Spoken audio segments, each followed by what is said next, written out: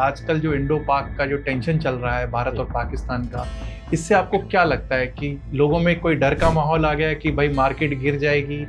बहुत बड़ी संभावना तो नहीं है। मार्केट आज अगर देखोगे तो बहुत मेच्योर्ड है। ये वॉर इंडिया पाकिस्तान में शायद हो सकता है, पता नहीं होगा भी नहीं होगा, वो भी चांसेस कम है क्योंकि इंडिया ने बोला है कि हमको एस्केलेट नहीं करना। मुझे लगता है कि आपकी, मेरी और जितने भी हमारे व्यूअर्स देख रहे होंगे, मुझे लगता है कि हमारी सबकी लाइफ में सबसे बड़ा इवेंट जो अभी तक आया है वो कोविड ही था। और इंडिया में मैन्युफैक्चरिंग भी हो रहा है, हार्डवर्क भी हो रहा है, तो धीरे धीरे करके इंडिया इज ग्रोइंग। इसीलिए भी एक और रीजन है कि इंडियन मार्केट्स आफ्टर टैरिफ इतना बढ़ना शुरू है, बिकॉज बहुत ज़्यादा ड्रास्टिक इफेक्ट नहीं आया है और हमने वो डैमेज कंट्रोल कर लिया है। ये मैं कहना चाहूँगा, इंडिया में आज भी जो गाड़ियाँ बिकती है, तो अगर आप देखोगे तो 80 to 90% जो गाड़ी बिकती है वो 25 लाख से कम रेट की बिकती है जी। और YouTube क्रिएटर के तौर पे मैं एक चीज़ नोटिस बहुत करता हूँ, आजकल सब्सक्राइबर्स हर रोज बढ़ रहे होते हैं अगर मैं देखता हूँ, लेकिन थर्सडे इवनिंग को जब मैं देखता हूँ कि मेरे सब्सक्राइबर्स की क्या सिचुएशन है, या फ्राइडे को देखता हूँ सुबह, तो पता चलता है थर्सडे को सबसे ज्यादा लोगों ने अनसब्सक्राइब किया होता है। मतलब बेसिकली अनसब्सक्राइब करने का भाव ये है।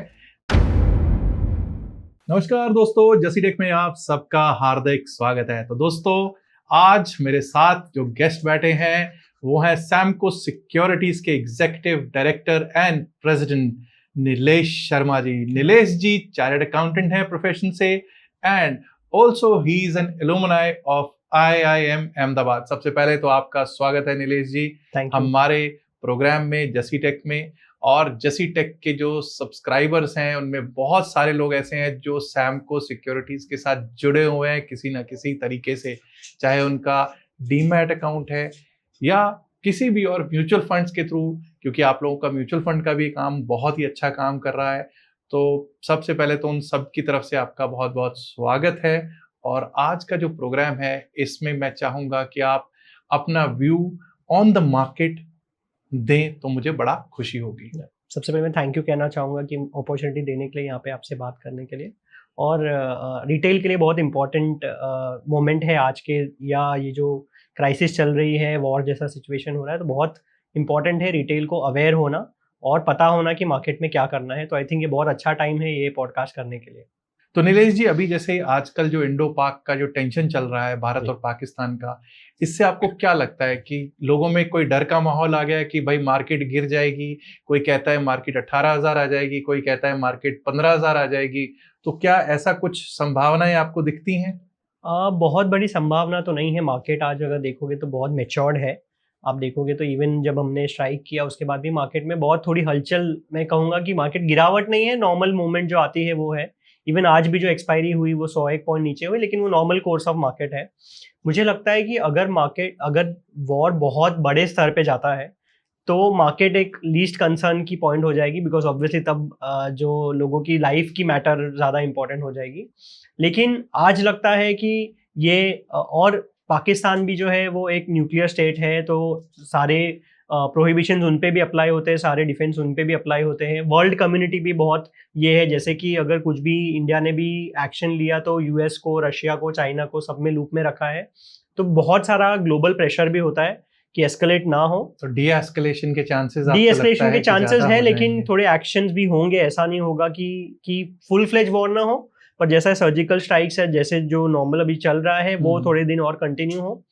रिटेल के लिए इंपॉर्टेंट है कि थोड़ा सा टाइम है दूर रहने का, क्योंकि ये आज मेरा प्रेडिक्शन है या किसी और का प्रेडिक्शन है। आज हम ये सोच सकते हैं कि हम क्या करेंगे, पर हम ये नहीं सोच सकते कि पाकिस्तान क्या करेगा या चीन क्या करेगा या कोई और क्या करेगा।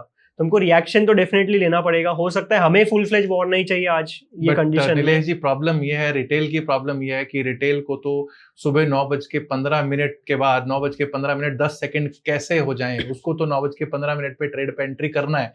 क्योंकि अगर आप देखें ऑप्शंस एक ऐसा इंस्ट्रूमेंट आ गया है कि जिसमें कि मतलब एडिक्शन हो गई है लोगों को जी। तो उनको आपकी क्या राय है? आप कह रहे हैं कि वो दूर रहे, अगर वो दूर रह सकते हैं, आपको लगता है कि दूर रह सकते हैं? आप तो as a president of an organization which is into broking, क्या लगता है आपको? उसमें यही है कि लोगों को, रिटेल को ये समझना चाहिए कि T20 मैच नहीं है। आज ही सारा हार या जीतने टेस्ट मैच है। आप कुछ बॉल्स पे आप डिफेंड कर सकते हो, कुछ बॉल को आप वेल लेफ्ट कर सकते हो, लीव कर सकते हो, कुछ बॉल पे आप 6 मार सकते हो। तो आई थिंक अगर जीरो भी नहीं करना है तो this is a good time to reduce your exposure, this is a good time to play stop loss. आपको अगर रिस्क आपको मैनेज करना है, आप स्टॉप लॉस लगा के चलिए। ट्रेडिंग आपको लग रहा है बिकॉज वॉलेटिलिटी में आप जैसा सही कह रहे हो कि रिटेल को एक अपॉर्चुनिटी भी है कि लेट्स से अगर मान लीजिए मार्केट अगर 24,000 से 18,000 आता है, 6,000 point is a very big movement, और रिटेल कैप्चर नहीं कर पाएगा तो उसके लिए भी वो हो जाएगा कि उसने एक बड़ा अपॉर्चुनिटी लूज कर दिया। पर कहना यही है कि आप रिस्क लेके चल रहे हो तो रिस्क को कंट्रोल कीजिए, कोशिश कीजिए कि आप पूरा पैसा यहाँ पे नहीं डुबाइए। आगे जब थोड़ा क्लैरिटी आएगा कि देखो अभी दोनों चीज है कि जो माहौल है वो या तो इस तरफ जाएगा तो उस तरफ जाएगा, तो आपको पता नहीं है क्या होने वाला है। तो ये स्थिति में बेहतर है कि कम रिस्क ले, लेकिन ट्रेडिंग अपॉर्चुनिटीज तो डेफिनेटली आगे मिलती रहेगी। अगर ये जो सिचुएशन है ये डी एस्केलेट होती है तो क्या यहाँ से आप देख सकते हैं कि एक नया ऑल टाइम हाई की ओर हम बढ़ते हुए दिख पाएंगे? बहुत पॉजिटिव मोमेंट है, क्योंकि इवन जो थोड़ा भी एस्केलेशन हुआ है उसके बाद भी मार्केट गिर नहीं रहा है। और आप देखोगे लास्ट 10-15 दिनों में FII जो सबसे ज्यादा पैसा लगाते हैं, जो सबसे करेक्ट होते हैं इन टर्म्स ऑफ मार्केट, वो लगातार खरीदारी कर रहे हैं। तो अगर रिटेल उनको फॉलो करे तो ज्यादा, और उनको अपने से ज्यादा नॉलेज होती है, एक्सपर्टीज होती है, उनको ज्यादा पता होता है सिचुएशन के बारे में, मार्केट्स के बारे में, तो अगर वो बाय कर रहे हैं तो definitely that's a very big indication. क्योंकि आई थिंक अगर पिछले 15-20 दिन के भी अगर स्टैट्स देखें FIIs के और इवन DIIs के, तब most of the days both of them are buying. अब ये दोनों का बाय का फिगर आ रहा है FIIs का, DIIs का कैश में, दैट इज समथिंग, मतलब देखा ऐसे सिचुएशन में भी अगर ऐसा देखने को मिल रहा है तो इसका क्या आप समझते हैं कि इसका क्या महत्व है? इसका महत्व यही है कि जो FIIs भी सेल कर रहे थे वो पहला जो अनसर्टेनिटी था, मार्केट को अनसर्टेनिटी नहीं पसंद, वॉर भी अनसर्टेनिटी है एक, तो बट इससे बड़ी अनसर्टेनिटी थी जो ये वॉर इंडिया पाकिस्तान में शायद हो सकता है, पता नहीं होगा, अभी नहीं होगा, वो भी चांसेस कम है क्योंकि इंडिया ने बोला कि हमको एस्केलेट नहीं करना। इवन अभी कुछ समय पहले जो एडवाइजरी आया था कि बाकी भी जगह पे जो एक्शंस हुआ है, बट इंडिया ने बहुत क्लियर बोला है हमको एस्केलेट नहीं करना है। तो जो ट्रम्प का जो था, जो मेन रीजन जो इंडियन मार्केट्स अक्टूबर से सितंबर से फॉल होना शुरू हुए थे, वो ट्रम्प की अनसर्टेनिटी थी। That was basically the Trump impact. पर जैसे ही उनका जो भी टैरिफ एंड ट्रम्प इम्पैक्ट जिसको कह सकते हैं, टैरिफ एंड ट्रम्प इम्पैक्ट था कि टैरिफ का क्या होगा लोगों को पता नहीं था, पर जैसे ही वो अनसर्टेनिटी खत्म हुई इंडियन मार्केट्स ने वापस ऊपर जाना शुरू किया है। उसके बाद से DII FI, अच्छा काफी लोगों को ये था कि DIIs में स्पेशली म्यूचुअल फंड्स में कि वैल्यूएशंस बहुत हाई हो गए हैं, तो काफी म्यूचुअल फंड्स कैश भी होल्ड करके बैठे थे जी। तो वो भी अभी मार्केट में पैसा आ रहा है। DII ने जिसको FII में भी जिसको सेल करना था वो सेल कर चुका था, पर बाइंग फिगर्स अभी आ रहे हैं। इवन दैट शोज दैट कि इंडियन मार्केट में कॉन्फिडेंस काफी ज्यादा है। Obviously there is always a risk कि चलो बहुत एस्केलेशन हो गया तो मार्केट नीचे जा सकता है, पर आई थिंक अगर मार्केट नीचे भी जाएगा तो it will not be a bear market, it will be a buying opportunity, it will be a blip like what happened with COVID। Covid में मार्केट एक कुछ समय के लिए नीचे गया, पर उसके बाद से एक बहुत अच्छी रोलिंग रैली आई। मुझे लगता है कि आपकी, मेरी और जितने भी हमारे व्यूअर्स देख रहे होंगे, मुझे लगता है कि हमारी सबकी लाइफ में सबसे बड़ा इवेंट जो अभी तक आया है वो कोविड ही था। डेफिनेटली कोविड से ऊपर मैंने तो शायद कुछ भी नहीं देखा। करेक्ट, ठीक है, वो 92 वगैरह, तब तो खैर हम लोग, मैं तो बच्चा ही था उस समय, और मार्केट्स भी बहुत मैच्योर नहीं थे, लोग ज्यादा, और लेकिन वो भी ऐसी सिचुएशंस नहीं थी। इवन 2008 में भी मैंने देखा कि एक फॉल आता हुआ, बट कोविड जैसी सिचुएशन नहीं थी। और कोविड में जो सिचुएशन आई और उसके बाद जो बाउंस दिया है मार्केट ने, जो वहां से रिकवरी दी एंड बाउंस दिया, जो ऑल टाइम हाई पे ऑल टाइम हाई लगाता चला गया, दैट इज समथिंग कि इंडियन इकोनॉमी में क्या चीज है, क्या ऐसा क्या हुआ जो इतनी तेज बढ़ गई। सो इंडियन इकोनॉमी ऐसा है कि इंडिया बहुत स्टेबल कंट्री है, आप देखोगे जियोपॉलिटिकली बाकी जगह में भी, और पिछले 10-11 साल से एक सिंगल गवर्नमेंट है, पॉलिसीज में बहुत ज्यादा चेंज नहीं है। जैसे ट्रम्प इफेक्ट है फॉर एग्जांपल, ट्रम्प इफेक्ट का क्यों इतना ये आने लगा, बिकॉज जो बाइडेन थे उनकी पॉलिसीज अलग थी, ट्रम्प की पॉलिसीज अलग होगी। Immediate, as soon as he came, immediately he started correct throwing in his weight and saying कि नहीं, and changing things। मार्केट को चाहिए कि आप कुछ मत करो, रोज सेम चीज चलाते रहो, स्टेबिलिटी चाहिए मार्केट को। इंडिया वो स्टेबिलिटी प्रोवाइड कर रहा है। इंडिया में चाइना जैसा कुछ बहुत स्ट्रिक्ट रूल है या ऑटोक्रेटिक रूल है वैसा नहीं है, डेमोक्रेटिक रूल है। इंडिया में लोग का अवेयरनेस बढ़ रहा है, लोग फाइनेंस में भी रुचि लेने लगे हैं। इंडिया में इंटरनेट पेनिट्रेशन काफी हुआ है, कंजम्पशन बहुत ज्यादा ये हुआ है। तो इंडिया पूरे वर्ल्ड में एक स्टेबल कंट्री आप देखोगे, और इंडिया में मैन्युफैक्चरिंग भी हो रहा है, हार्डवर्क भी हो रहा है, तो धीरे धीरे करके इंडिया इज ग्रोइंग। सो अगर वर्ल्ड में किसी को इन्वेस्ट करना है तो मान लो अभी तो चलो बिकॉज ऑफ ट्रम्प और उन्होंने जो बोला है कि हमको वहां का स्वदेशी मूवमेंट या वहां का मेक इन यूएसए जो उन्होंने स्टार्ट किया इसीलिए पैसा यूएस में जा रहा है। अदरवाइज पूरे वर्ल्ड में बहुत कम कंट्रीज ऐसी बची है जहाँ पे आप एक्चुअली इन्वेस्ट कर सकते हो, जहाँ पे ग्रोथ आ रही है। नीलेश जी की जो टैरिफ्स हैं, जैसे कि अभी जो टैरिफ्स पे बहुत सारे अनाउंसमेंट्स हुए हैं, यूके के साथ भी एक हमारी इंडिया की डील हुई है, तो इनका क्या इम्पैक्ट पड़ेगा इंडियन मार्केट के ऊपर, इंडियन कंपनीज के ऊपर, इन सब का क्या इम्पैक्ट क्या पड़ेगा? So the good thing is that Modi ji का और जो करंट गवर्नमेंट का रिलेशनशिप है with all of the world, मतलब आप देखोगे तो उन्होंने आई थिंक एक दिन बीच में कहा भी था कि आज शाम को हम पुतिन से मिलके आते हैं और नेक्स्ट डे हम यूक्रेन के प्रेसिडेंट से मिलकर आते हैं। तो वैसे ही उनका रिलेशनशिप ट्रम्प से भी बहुत अच्छा है, बाइडेन के साथ भी अपने काफी अच्छा मैनेज किया है। सो आई थिंक इसीलिए भी एक और रीजन है कि इंडियन मार्केट्स आफ्टर टैरिफ इतना बढ़ना शुरू है, बिकॉज बहुत ज्यादा ड्रास्टिक इफेक्ट नहीं आया है और हमने वो डैमेज कंट्रोल कर लिया है। एंड उसका एक साइड इफेक्ट जो है, जैसे कि अगर यूएस के साथ कुछ चीज कम हो रही है बिकॉज इंडिया के रिलेशन बाकी वर्ल्ड से अच्छे हैं, तो यूके है फॉर एग्जांपल जो करंट है, वो भी एक ये है कि चलो अगर यूके का भी यूएस के साथ ट्रेड कम होगा, इंडिया का भी यूएस के साथ ट्रेड कम होगा बिकॉज ऑफ टैरिफ, तो हम आपस में मिलकर एक नई स्ट्रैटेजी या नई टीम बनाते हैं जो इंडिया काफी अच्छे तरीके से कर रहा है। सो आई थिंक उससे India would be the least affected, मैं कहना चाहूंगा, बिकॉज जो मेजर वॉर जो चल रहा है अगर आप देखोगे यूएस और चाइना के साथ चल रहा है, right? Because China obviously is competing with US के हमको नंबर 1 बनना है वर्ल्ड में या हम सुपर पावर है एंड सो ऑन। तो India is the substitute of China, जैसा हम कहते हैं चाय और कॉफी सब्स्टिट्यूट है कि अच्छा चाय नहीं है तो कॉफी पिला दो जी, तो वैसा अगर चाइना मैन्युफैक्चरिंग नहीं हो रहा है तो इंडिया में कर दो।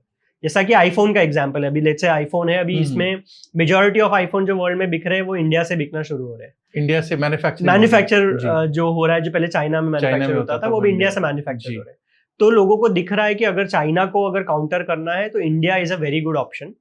तो वो सीरीज आगे बढ़ रही है, वो कॉन्फिडेंस लोगों का इंडिया में आगे बढ़ रहा है। इंडिया में एक कम्युनिकेशन का भी इशू नहीं है, क्योंकि हाँ पेनिट्रेशन अच्छा है, इंटरनेट पेनिट्रेशन काफी अच्छा है, कम्युनिकेशन अच्छा है, इंफ्रा पे गवर्नमेंट ने काफी फोकस किया है, तो ये सब का बेनिफिट एक झटके में नहीं आता है। अभी जैसे टैरिफ्स का कई लोग ऐसे हैं, जैसे मेरे कुछ लोग मित्र हैं जो गाड़ियां खरीदने वाले थे, उन्होंने कहा कि नहीं अभी गाड़ी नहीं खरीद रहे, क्योंकि जो इंपोर्टेड कार्स थी जैसे उनपे पहले 115% तक टैरिफ था, तो अब शायद उनपे जैसे यूके की गाड़ियों पे अब सिर्फ 10% तक टैरिफ रह जाएगा, जो ये यूके वाली इंडिया यूके डील हुई है। तो यूएस के साथ भी कुछ ऐसा ही हो रहा है अभी, तो उसका क्या इम्पैक्ट रहेगा? क्या अभी गाड़ी लेनी, मतलब अभी गाड़ी लेने का थोड़े दिन विचार आई थिंक ये किसी से मेरा डिस्कशन भी हो रहा था, लेकिन मैं कहना चाहूंगा इंडिया में आज भी जो गाड़ियां बिकती है, तो अगर आप देखोगे तो 80 to 90% जो गाड़ी बिकती है वो 25 लाख से कम रेट की बिकती है। जैसे इंडिया मेजर जो प्लेयर्स है, मारुति है, टाटा है या महिंद्रा है या Hyundai, they are into masses.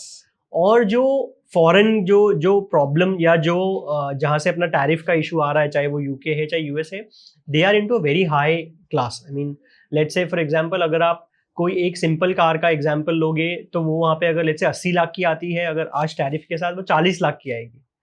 तो जो 80 लाख अफोर्ड कर सकता है वो 40 लाख भी अफोर्ड कर सकता है, तो वो उससे मारुति को प्रॉब्लम नहीं होगा या उससे टाटा को प्रॉब्लम बहुत ज्यादा नहीं होगा। इसलिए पहले वो डर था। इसलिए अब देखो मारुति का स्टॉक या हो गया, टाटा मोटर का स्टॉक बहुत जो गिर रहा था वो वापस ऊपर आने लगा, बिकॉज लोग को रियलाइज होने लगा कि अरे हम उनसे कम्पीट ही नहीं कर रहे।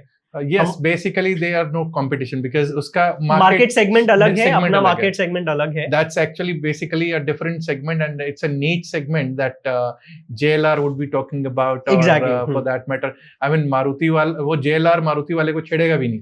दोनों कंपटीशन ही नहीं है, मतलब अफोर्ड ही नहीं कर पाएगा. Affordability is a major issue. और जिसको मारुति लेनी है वो मारुति ही लेता है, उसके पास ऑप्शन भले ही होगा, JLR आज भी डबल कॉस्ट में होगा बट नहीं लेता है.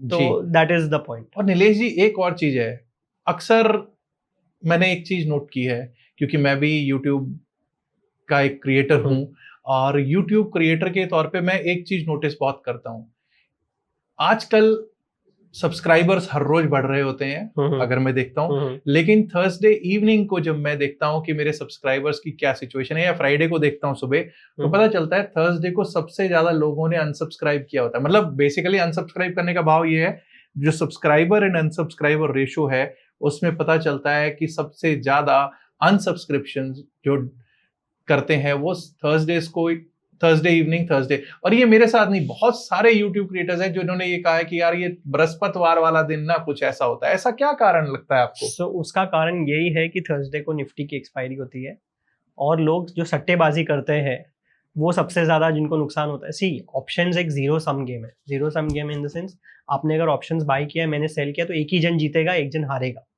वैल्यू क्रिएशन नहीं हो रहा है बिकॉज लोग इकट्ठा हो रहे हैं, लोग बोल रहे हैं हम, आप थोड़ा पैसा आप दो, थोड़ा पैसा आप दो, इकट्ठा होकर कोई एक जन जीतेगा। जैसा ड्रीम 11 में होता है कि उसमें करोड़ों लोग इकट्ठा पैसा डालते हैं, 20 रुपया, 50 रुपया, 100 रुपया, एक जन जीतता है, पर कुछ कमीशन जो कंपनी है वो ले जाती है, पर बाकी 99% लोग तो हारते ही हारते हैं।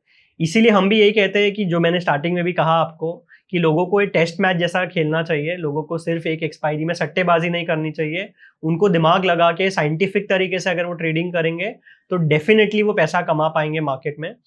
हम भी एज अ ब्रोकर, आपने कहा कि एज अ ब्रोकर आप कह रहे हो ट्रेडिंग मत करो, पर हमारा कहना यही है कि आप साइंटिफिक तरीके से ट्रेडिंग करो, सट्टेबाजी नहीं करो। मार्केट बहुत लंबा है, मार्केट चलते रहेगा, अपॉर्चुनिटीज आती रहेगी, लेकिन आप सरवाइव करोगे तो आप कुछ पैसा कमा पाओगे। आप रहो सरवाइव ही नहीं कर पाओगे तो डेफिनेटली जो थर्सडे अनसब्सक्राइब होगा वो मैं आपको कई बार ना, मैंने अपने चैनल पर भी bull call spread, bull put spread, ये सब पे व्यू अपना वीडियोस दिए हैं। और ये लोगों को लगता है कि अगर हम कोई हेज करेंगे तो हेज के लिए एक पोजीशन कॉल की बाय करनी है तो एक पोजीशन कॉल की सेल करनी पड़ेगी। जी बिल्कुल ऐसा ही है, लेकिन उसको लगता है कि बहुत ज्यादा पैसा चाहिए। बट अगर आप बुल कॉल स्प्रेड या बुल पुट स्प्रेड देखेंगे तो उसमें ऐसा नहीं चाहिए होता कि बहुत बड़ा पैसा, क्योंकि इससे ज्यादा तो एवरेजिंग कर करके पैसा हर रोज थर्सडेज को वो डुबो लेते हैं। बट पब्लिक जो है, जितना मर्जी अवेयरनेस क्रिएट कर लो, मैंने इतने सारे वीडियोस डाले हैं और आप विश्वास नहीं करेंगे, आप हर रोज निफ्टी बैंक निफ्टी के ऊपर व्यू चाहिए, लेवल्स चाहिए, ठीक है, लेकिन किसी को भी बोलो कि ये लर्निंग वीडियो दे रहा हूं, ये देखो, तो लर्निंग वीडियो पे व्यूज नहीं है, व्यूअरशिप ही नहीं है। तो क्या ये लोग मतलब क्या चाह क्या रहे हैं लोग? क्या ये सीखना नहीं चाहते? लोग सिर्फ ये चाहते हैं कि यार लॉटरी लग जाए। सबसे बड़ी प्रॉब्लम वही है कि लोग जो इसको लॉटरी जैसा या हॉबी जैसा ट्रीट करते हैं कि मैं पार्ट टाइम में कुछ और कर रहा हूँ, मैं थोड़ा सा वीडियो देख लूंगा, थोड़ा सा मैं चार्ट देख लूंगा और मैं पैसा कमा लूंगा। पर वैसा होता नहीं है। कोई भी फील्ड है, कोई भी बिजनेस है, आपको फुल टाइम करना पड़ता है।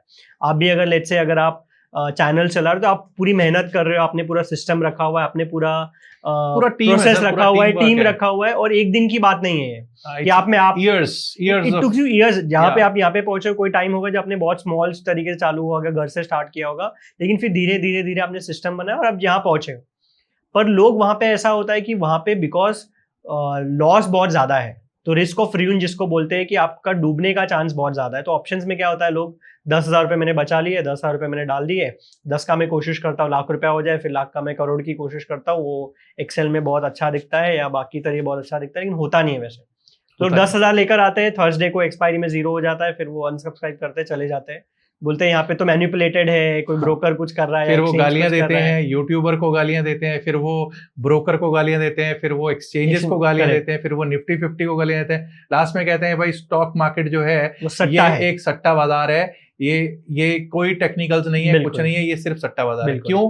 क्योंकि एक रेंज बाउंड मार्केट हो गई और उसकी प्रीमियम मीटिंग होके उसने खत्म हो गया। करेक्ट। और उसने क्या किया, बंदे ने बार बार एवरेजिंग करता रहा। और ये एवरेजिंग जो है ऑप्शंस में, ये इसको बहुत लोगों को क्वेश्चन है जी, एवरेजिंग करनी चाहिए नहीं करनी चाहिए? व्हाट डू यू से सर?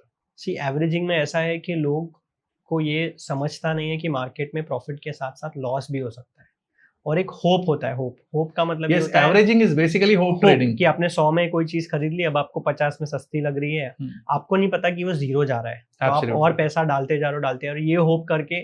उसमें होना ये चाहिए, आपने 100 में खरीदी, 90 हो गया, आपको दिख रहा है कि ये गाड़ी तो दूसरे डायरेक्शन में जा रही है, there has to be stop loss. और मान लीजिए ना, मान लीजिए दिल्ली से बॉम्बे जा रहा है, तो आपको गाड़ी साउथ में जानी चाहिए, पर गाड़ी आपकी नॉर्थ में जा रही है, तो आपको समझ जाना चाहिए कि भाई ये गाड़ी तो गलत दिशा में जा रही है, मुझे ट्रेन छोड़ देनी है, गलत दिशा में जा रही है। पर लोग क्या करते हैं, होप करते हैं आगे से शायद यू टर्न ले ले, आगे से शायद यू टर्न ले ले, पर वो होता नहीं है। जी जी जी। तो ये लोगों का मेरा यही कहना है कि अगर आप गलत हो तो आपको गलती जल्दी सुधारनी चाहिए, आपको स्टॉप करना चाहिए और आपको सही दिशा में जाना चाहिए। लोग ये कर नहीं पाते, क्योंकि लोगों को ये, कई लोगों से मैं मिलता हूँ, उनसे पूछता हूँ कि भाई ऐसा क्यों है, तो वो ये एक ही चीज कहते हैं कि भाई कर तो लें, लेकिन क्या होता है उस समय ना हमारा दिमाग काम करना बंद कर देता है। इमोशंस बहुत कंट्रोल में नहीं होते लोगों के। हाँ। और कोई भी चीज इमोशनली करोगे तो अब नहीं होती, आपको डिसिप्लिन बहुत जरूरी है। क्योंकि नीलेश जी, कहीं ना कहीं मुझे ये लगता है कि एक्सपायरी वाले दिन या किसी भी दिन मैंने रिटेल को जितना समझा है, मैं गलत हो सकता हूँ क्योंकि मेरा वो एक्सपीरियंस नहीं है या मेरे पास वो डेटा नहीं है जो आपके पास डेटा होगा,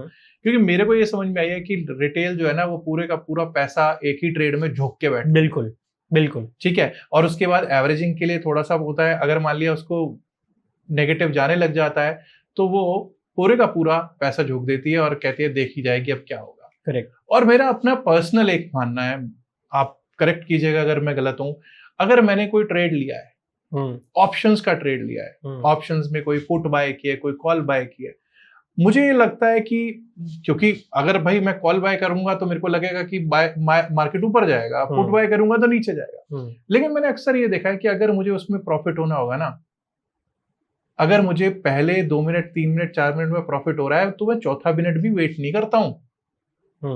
और मैंने अपना एक रूल बना रखा है।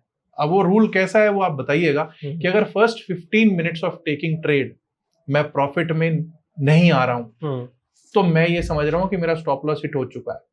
बिल्कुल। तो मैं एग्जिट कर जाता हूं कि नहीं भाई अब इसमें बेमतलब का बैठने की जरूरत नहीं है, because time is also value and time has a value in options trading, in everything. मतलब यू आर राइट। सो इसमें बहुत अच्छा कंसेप्ट आपने बताया, ये लोगों को बहुत कम पता होता है कि लोग तो क्या करते हैं लॉस में 10-10 साल निकाल लेते हैं। जी, बिकॉज मेरे को ये लगता है कि 90% ऑफ द टाइम्स अगर आपकी पोजीशन आप एक बार 15 मिनट में प्रॉफिट में नहीं आ रहे हो ना, तो आप 90% टाइम चांसेस यही है कि आप उसमें प्रॉफिट में नहीं आओगे। वो आपकी ट्रेन उल्टी दिशा में चल चुकी है, आपने जाना मुंबई की तरफ था दिल्ली से, लेकिन दिल्ली से वो अमृतसर की तरफ चल चुकी है गाड़ी। तो अगर अमृतसर की तरफ चल चुके हैं तो भाई उसमें से या तो बाहर निकल लो, दूसरी गाड़ी खरीद लो या दूसरी गाड़ी पकड़ लो, या उसमें से चेंज करके सेल साइड के ट्रेड में या पुट साइड के ट्रेड में आ जाओ। बिल्कुल, that is what I feel. और वैसे भी अगर एक और कॉन्सेप्ट मैंने देखा है कि जब आप प्रॉफिट में आते हो तो रुकते नहीं हो, तो 2 मिनट भी नहीं रुकना भारी पड़ जाता है, 2 मिनट भी रुकना। करेक्ट, ये बहुत बिल्कुल सही कहा आपने कि लोग स्टॉप लॉस या लॉस में तो लोग 10-10 साल निकाल लेते हैं कि भाई 100 में मैंने स्टॉक खरीदा था,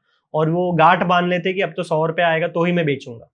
पर प्रॉफिट में जैसे ही 100 में खरीदा 102 आया तो बेच देते कि जो 2 रुपया प्रॉफिट हुआ, 2 रुपया दिन का हो गया, एनुअलाइज करूंगा तो 700% हो जाता है, मैं ऐसे 10 ट्रेड करूंगा तो मेरे 20% हो, ऐसे ही हो जाएगा, 10 दिन में 20% हो जाए। पर वैसा होता नहीं है। तो आपने बिल्कुल सही कहा है कि लोग लॉस में बहुत लंबे समय तक बैठे रहते हैं होप में, पर प्रॉफिट में फियर आ जाता है। इसीलिए ट्रेडिंग में डिसिप्लिन, मैथमेटिक्स, साइंस बहुत जरूरी है। इमोशंस को कंट्रोल करना बहुत बहुत जरूरी है, जो लोग कर नहीं पाते हैं, इसीलिए लोग पैसा तोड़ते हैं। और सिर्फ ट्रेडिंग में नहीं, आप कोई भी बिजनेस देख लो, अगर आप डेडिकेटेडली डिसिप्लिन वाइज करोगे तो 10% लोग पैसा कमाते हैं। मार्केट में भी वैसा ही होता है, जो 10% लोग डिसिप्लिन से ट्रेडिंग करते हैं, सिस्टमैटिकली ट्रेड करते हैं। इन एनी प्रोफेशन, कोई भी प्रोफेशन हो, उसमें यही है। यस, कोई भी प्रोफेशन है उसमें यही है। और मुझे लगता है कि सक्सेस रेट सब प्रोफेशंस का यही है। yes. आप चार्टर्ड अकाउंटेंट है, आपको पता है कि आजकल तो फिर भी जब आपने चार्टर्ड अकाउंटेंसी की होगी तब क्या परसेंटेज ऑफ वो था कि जो सक्सेसफुल स्टूडेंट्स का क्या परसेंटेज रहता होगा। हाँ, तभी 2-3 था, अभी शायद 5-6%। अब थोड़ा ज्यादा हो गया है, ठीक है, लेकिन फिर भी 5-6% भी कुछ नहीं होता, लिटरली कुछ नहीं होता। ठीक है जी। तो अभी वैसे क्या लगता है आपको, ऑप्शंस एंड फ्यूचर्स का जो फ्यूचर क्या है, इसका फ्यूचर इंडियन मार्केट में क्या है और रिटेल के पर्सपेक्टिव से क्या रहेगा?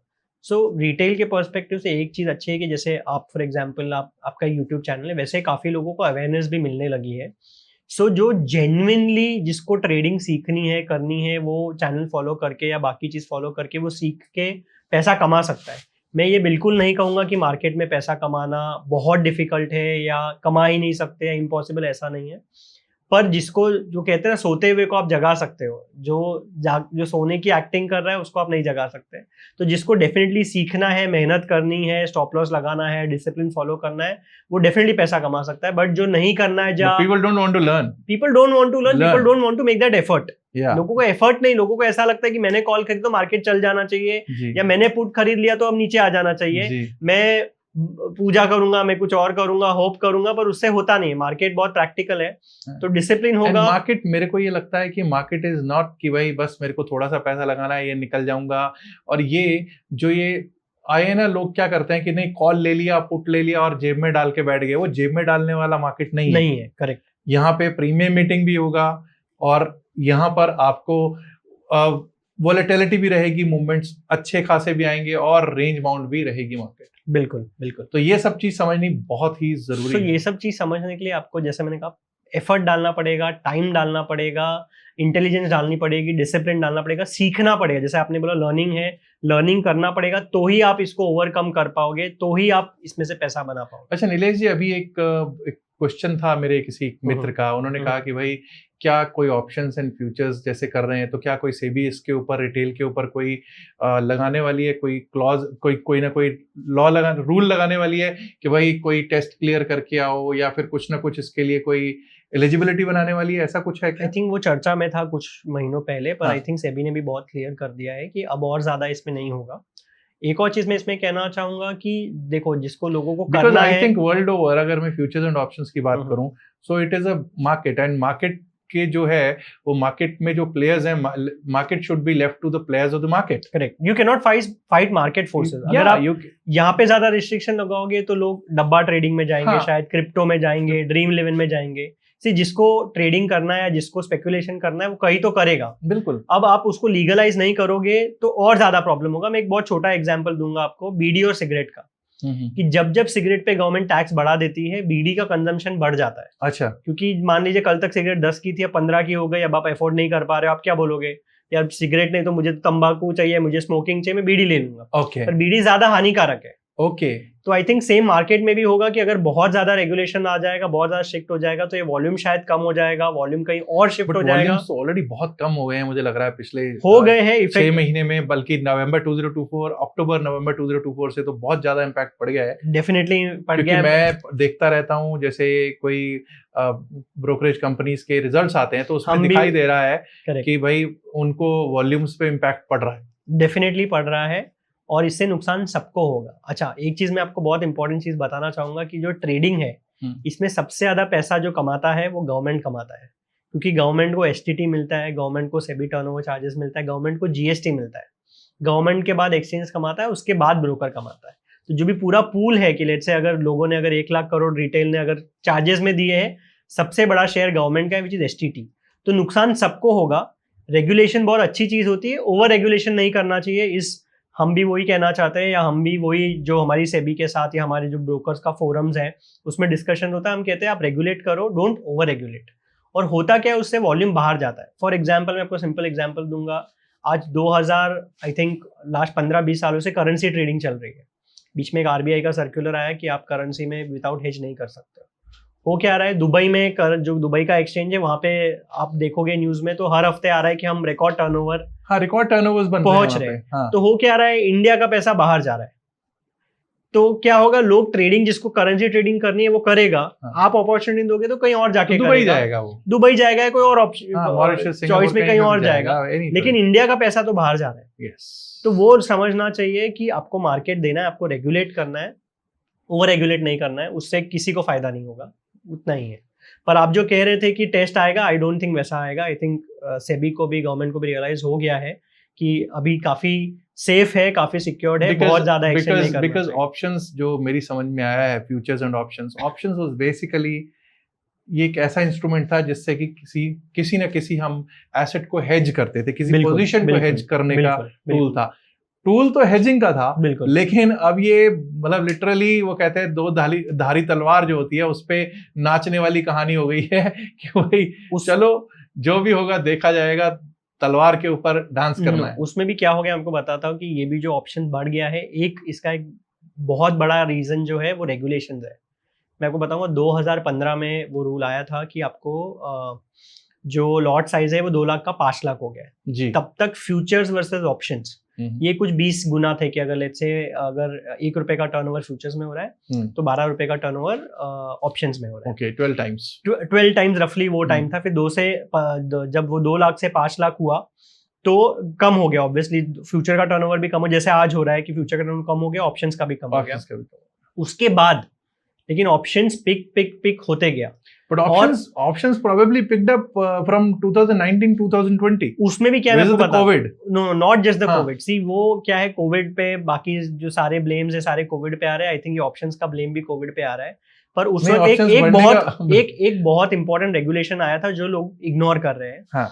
तो पहले ऐसे था कि जो आप फ्यूचर्स में ट्रेड कर रहे हो उसके margin calculation end of the day होते थे, कि मान लो आज आपने दिन भर में 100 लॉट आपने फ्यूचर्स में बाय किए, सेल किए, हाँ, पर अगर आपका एंड ऑफ द डे अगर पोजीशन 0 होता था तो मार्जिन आपको तो बिल्कुल margin, नहीं लगता। ठीक है, तभी उसके लिए कारण मार्जिन मिलते थे तब पहले, मिलते थे, तो लोग फ्यूचर में ज्यादा ट्रेड करते बिकॉज लोगों को फ्यूचर्स में मार्जिन मिल रहा था। मार्जिन मिलता था और इंट्राडे में लेवरेज मिलता था। तो 2019 में या 20 के स्टार्टिंग में सर्कुलर आया कि अब अपफ्रंट मार्जिन लगेगा, अब ये सारी चीज बंद हो जाएगी जी। तो उसमें हुआ क्या, मान लीजिए आपके पास लाख रुपए है, ठीक है, निफ्टी 5 लाख का तभी लॉट साइज था, निफ्टी 5-6 लाख रुपया लॉट साइज था, उसमें 15-1% मार्जिन होता, 1.25 लाख रुपया मार्जिन होता था, 20% जो भी मार्जिन होता 1.25 लाख के आसपास मार्जिन होता था।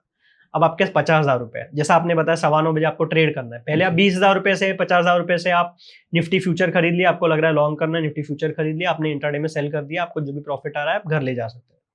मुझे याद है वो टाइम बड़ा अच्छा समय था, वो अच्छा समय था, लेकिन रिटेल के लिए, रिटेल के अच्छा था, बट उसमें हुआ क्या, आपके पास 50,000 रुपए है, पहले आप 10,000 में निफ्टी ट्रेड कर लेते थे जी। अब 1.25 लाख में अब आपको आपके 1.25 लाख तो है नहीं, अब आपको निफ्टी में लॉन्ग करना है, शॉर्ट करना है, आप क्या करोगे, कॉल बाय करूंगा, वही वाली बात, ऑप्शंस में जाओगे।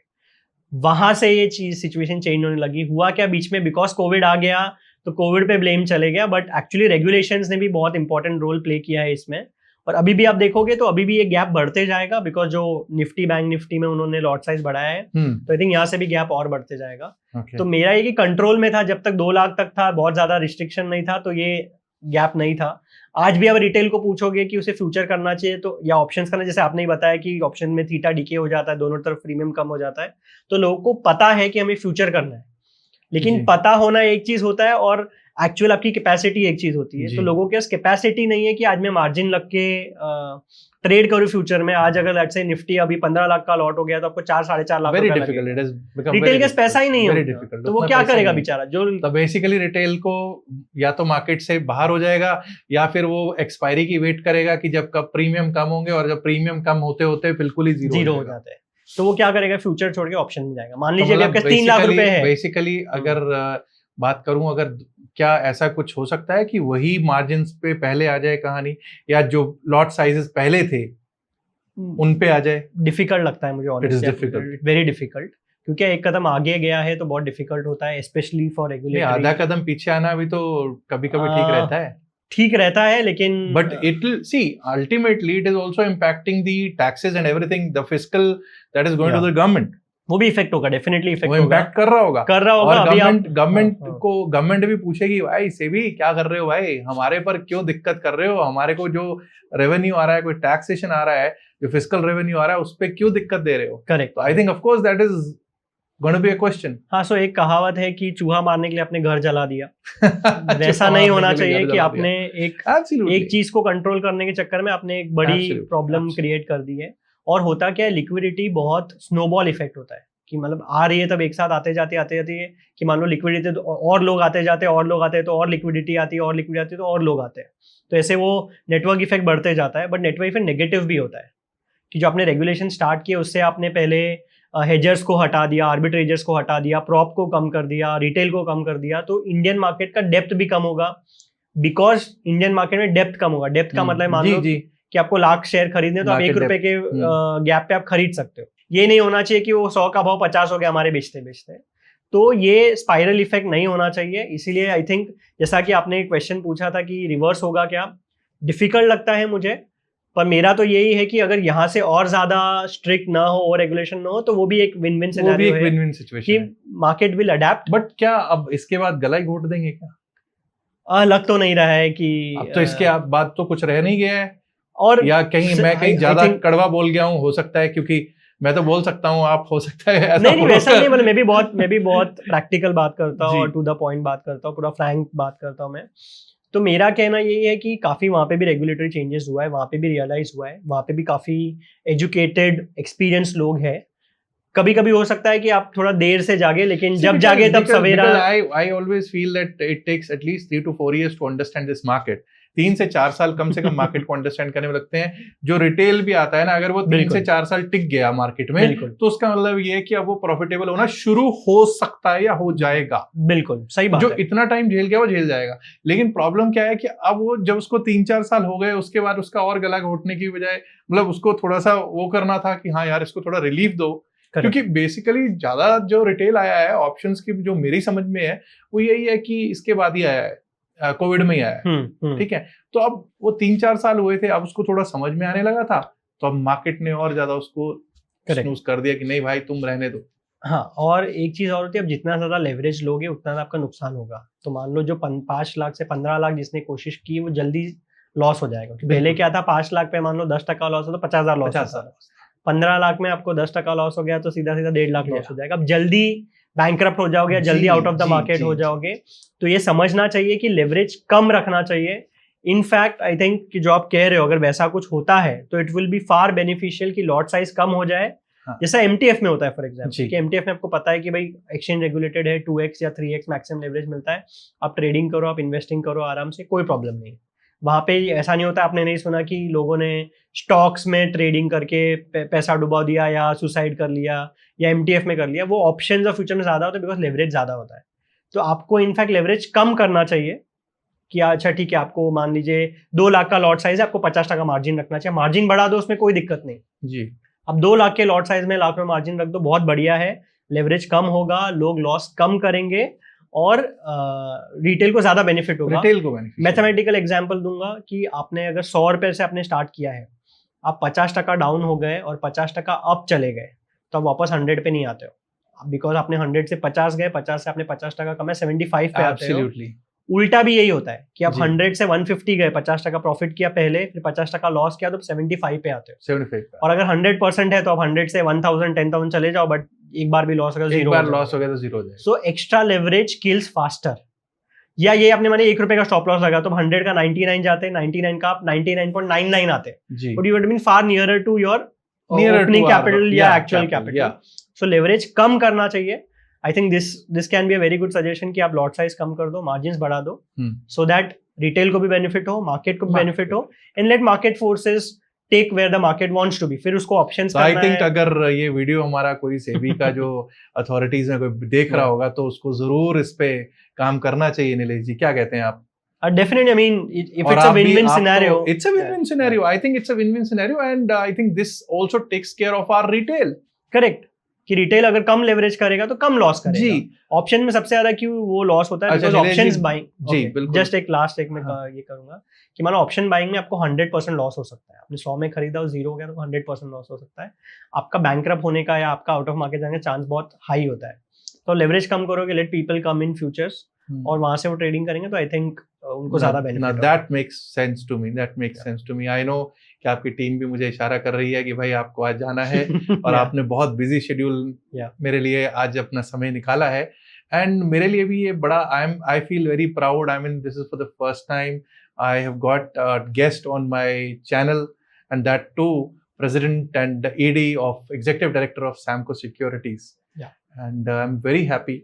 एंड लास्ट में एक ही चीज पूछना चाहूंगा, एक ही चीज कहना चाहूंगा कि रिटेल के लिए आप क्या कहना चाहते हैं? रिटेल के लिए एक मैसेज। रिटेल के लिए एक ही मैसेज है मेरा कि मार्केट स्पेकुलेशन नहीं है, मार्केट सट्टेबाजी नहीं है। आप साइंटिफिक तरीके से ट्रेडिंग कीजिए, डिसिप्लिन से ट्रेडिंग कीजिए। मार्केट से पैसा बनेगा बनेगा और बनेगा, पर आपको उतना एफर्ट डालना पड़ेगा, आपको उतना लर्निंग करना पड़ेगा। और अगर आप नहीं कर सकते हो तो leave it to the experts कि जो एक्चुअली स्ट्रैटेजीज देखते हैं, सिस्टम जिसके पास है, कि जो इतने सारे फैक्टर्स को देखकर मार्केट में कॉल ले सकते हैं, उन पे डिपेंड कीजिए। जैसा कि फॉर एग्जांपल अभी रिसेंटली आई थिंक जीरोधा के फाउंडर जो है नितिन कामत, उन्होंने बताया था, बोला था कि अभी अगर मार्केट को देना है तो एक्सेस हो चुका है ऑलरेडी, लोगों को पता है कैसे ट्रेड करना है, क्या ट्रेड करना है। पैसा नहीं कमा पा रहे लोग, तो रिकमेंडेशन साइड थोड़ा ज्यादा फोकस होना चाहिए। सैमको देता है रिकमेंडेशन, मैं क्योंकि सैमको यूज करता हूं तो मेरे को पता है रिकमेंडेशंस आती हैं, ऑप्शंस की भी आती हैं, इवन स्टॉक की भी आती हैं। यस, पर आप देखोगे तो हमारे सारे रिकमेंडेशन विद स्टॉप लॉस आते हैं, विद एसएल आते हैं, बहुत ज्यादा अग्रेसिव नहीं होते हैं, एसएल्स आल्सो। सो मेरा बहुत अच्छा काम कर रहे हैं। जो भी आपकी टीम है उसको प्लीज कांग्रेचुलेट देम, और बहुत अच्छा काम है। मतलब मैंने 1-2 बार उस पे काम किया है और उन्होंने देखा है, बहुत अच्छा उसका रिजल्ट। सो मेरा वही कहना है कि एक इंडिविजुअल को, लेट्स से बहुत सारे फैक्टर्स होते हैं कि मार्केट आज क्यों गिरा, क्योंकि आज एक साथ आज फेड का भी ये है, फेड का भी जो कॉल लास्ट नाइट में ये था, इंडिया पाकिस्तान भी चल रहा है, यूके ट्रेड अग्रीमेंट भी चल रहा है, FII-DI के भी अलग थॉट्स चल रहे हैं, फिर ट्रम्प ने ट्वीट भी कर दिया था कि हम एक के साथ अग्रीमेंट कर रहे हैं। तो रिटेल के लिए बहुत डिफिकल्ट है to analyze so many data points.